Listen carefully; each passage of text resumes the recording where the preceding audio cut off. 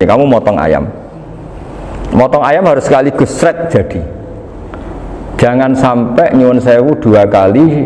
Jangan-jangan misalnya gini, ayam tak potong, pas ke kiri separuh, ya ke kiri separuh apa hulkumnya. Pak Arifin datang, assalamualaikum Gus Pak, waalaikumsalam, terus santai jagungan dulu. Jagungan sampai pesonya itu nggak meneruskan. Bareng-bareng balik salam, ingat lagi ayam saya ini. Ketika saya meneruskan ini, potensi ayam ini sudah mati atau sudah hidup yang ini masih mazhab Syafi'i loh ya. Atau sudah hidup yang sudah tidak normal. Artinya apa? Penyembelian kedua yang mengeksekusi tadi sebenarnya mengeksekusi barang mati.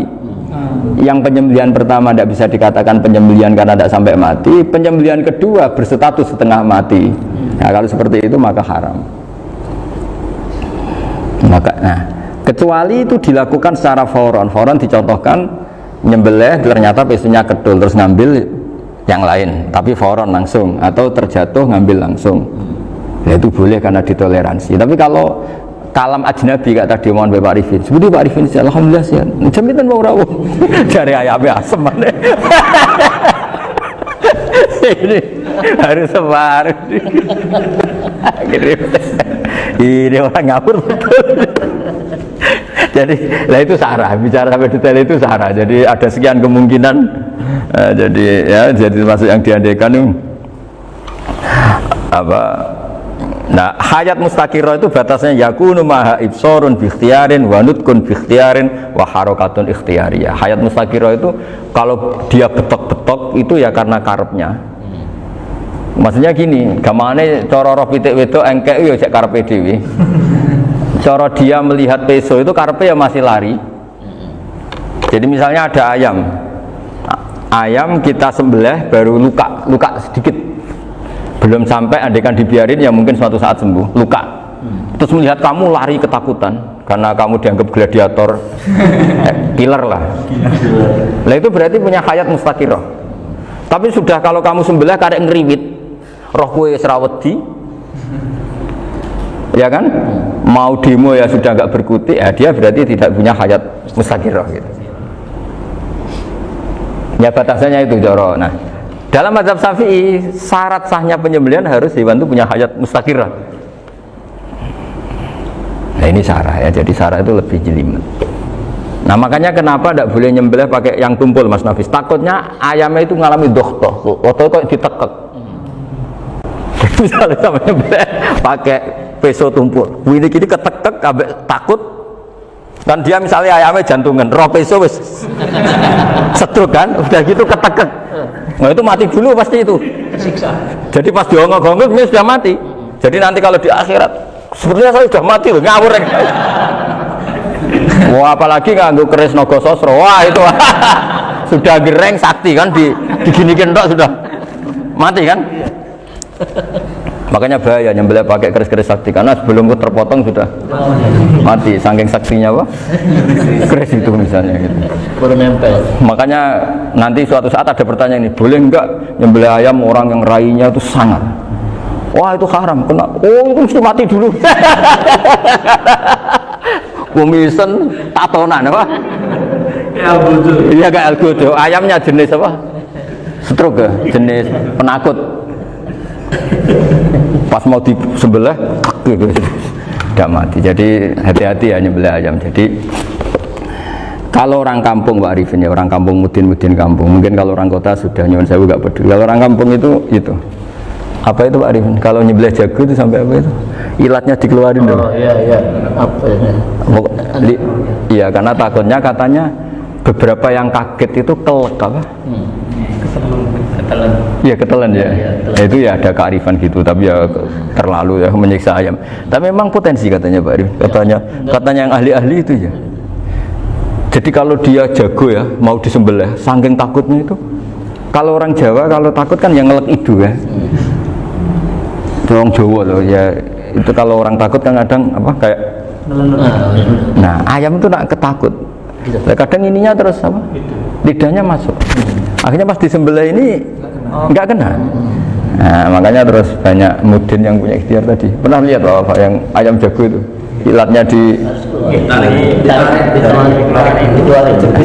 ya itu ya tidak wajib, cuma tidak bisa kita salahkan. Tapi kata penyembelih yang lain tak tanya, eksekutor yang lain, pokoknya rodok dipenek Gus. Iku seraiso.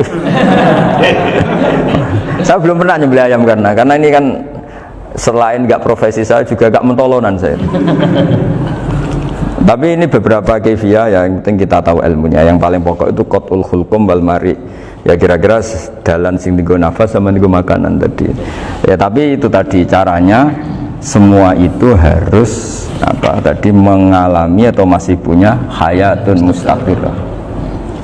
Nah, takutnya dalam konteks nyembelih yang apa tadi? Saya bilang separuh tadi. Itu jamnya normal enggak, itu sudah jam 11 ini? Jam 10. Oh, jam mati almarhum itu. Itu enggak halal disembelih itu sudah maitah ya. 13, 10, 14 kan. Iya ya. Ya makanya saya bingung ya jam. Ya jadi itu Pak Wafa ya, pentingnya sarah itu seperti itu. Matan itu kan asal nyembelih saja, tapi di sarah diterangkan jangan hanya nyembelih, yang disembelih harus ada hayatun mustaqirah, karena dikatakan penyembelihan adalah menghilangkan nyawa dengan cara yang syar'i. Nah, kalau nyawanya saja sudah hilang bukan nyembelih gitu. Nah potensi itu ada ketika jago kamu sembelih pakai yang tumpul, ini ada doktoh. Loh, hewan itu juga kayak manusia loh, karena punya hati, ketika takut saja mati. Nah takutnya ulama kan ini ngalami dohtoh, kayak orang ditekek kan mati kan, ditekek kaget. Contoh gampang gini, orang ditekek perempuan kemungkinan mati itu kecil, karena murni hanya ngalami pernafasan. Tapi nak ditekek wong gagah tatonan kan terus dua reaksi tubuh, takut sama gak bisa bernafas, itu kan lebih cepat apa? Mati. Kira-kira kan gitu. Lah ini sudah takut dongok-dongok itu kan nyiksa. Saya sering ketemu orang yang ahli nyari ular, nyari apa, itu ya gitu. Filosofinya sama seperti orang perang, harus bikin takut. Iku kewan Gus nak disewentak, iku teleleken, jadi teleleken itu apa Pak Anda bicara bahasa Batawi ini itu.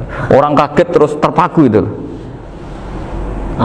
Teorinya Khalid bin Walid kan gitu, kalau perang supaya musuh takut, kamu tahu kami siapa? Ayat jina biqaumin yuhibbunal mauta kama tuhibbunal hayat. Kita ini bawa pasukan yang mereka mencintai mati kayak kalian mencintai hidup. Pasukan kami ini wadarwis, berani modar ya wis gitu, kira-kira gitu kalau bahasa Jawa itu. Berani mati. Akhirnya musuh kan nah, di antara syaratnya perang kan gitu, harus bikin musuh itu takut, gemeter. Nah istilah lelekan itu gampang gitu, lelekan itu pokoknya tadi loh Pak Arifin, kepaku tadi. Agak berkutik. Paham ya? Nah jangan-jangan ayam yang kita sembelih mau wis wedi dongok-dongok mati duluan gitu. Nah makanya terus kata musannaf, kalau bisa itu wa yakunu madzukira bidafatin wahidah. Kali itu usahakan sekali jadi.